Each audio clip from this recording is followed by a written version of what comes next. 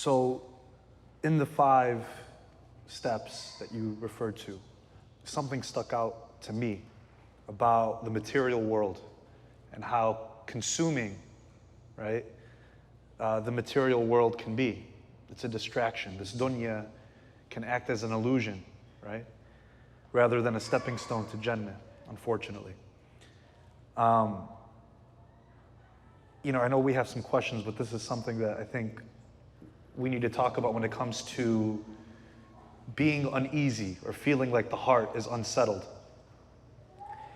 For those who are distracted, right, or unsettled based on their desires, their pursuit for the material world, what can Islam teach us about how to make that shift specifically from the desires of the dunya to focusing inward in terms of rectifying the heart?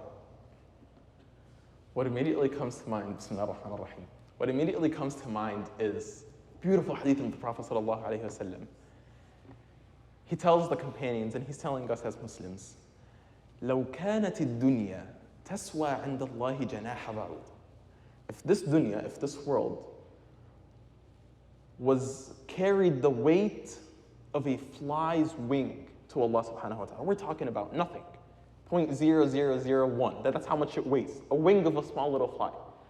If this world was worth that very minuscule weight to Allah subhanahu wa ta'ala, He would not give a disbeliever an ounce of drinking water, an ounce.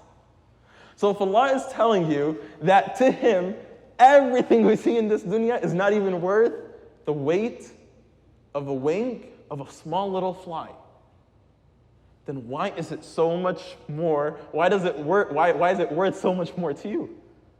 Right? Understanding, and you see that constantly in the stories that you live every single day. All of us were once little children that may have had the blessings of seeing our grandparents while we were small little children running around. 20 years later, they may not be with us.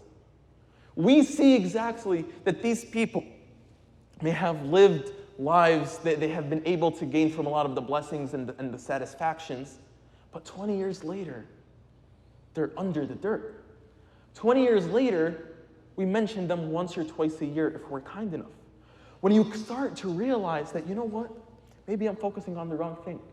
Maybe I need to realize that these momentary seconds of satisfaction aren't worth the eternal moments of satisfaction. When I realize that what is with Allah, khayrun wa abqa, is not only better, but longer lasting.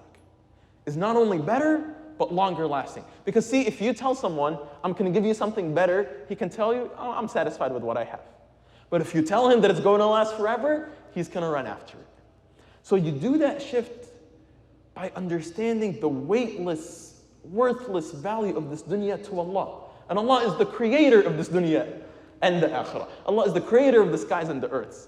If the creator tells you this is all worth nothing, why is it worth so much to you? But the second thing is the environment that you live in. Now, of course, and Hakeem, you know this better than me, we live in a super hyper-consumerist society where every single moment we're being pushed to comparison, we're being pushed to go on to the next level, whatever it may be, hyper-consumerist society. But when you walk in that society with your head raised high, knowing, you know what, I'm going to do my part, and I don't care if I will become number one or if I don't become number one, because in my eyes, I am number one with Allah subhanahu wa ta'ala, and that is the position that matters to me most. Subhanallah, it's beautifully said. And just to recap, the key takeaways from that is that we chase things in this dunya, and it's never enough. We get a car, sometimes we want an SUV. Sometimes we want the sports car. We buy a house, we want more square footage. Everything is on lease. Nothing comes with us to the grave. And it's shifting our perspectives from small picture to big picture. The dunya is the small picture, and Jannah and the Akhirah, inshallah, is the big picture for all of us, God willing.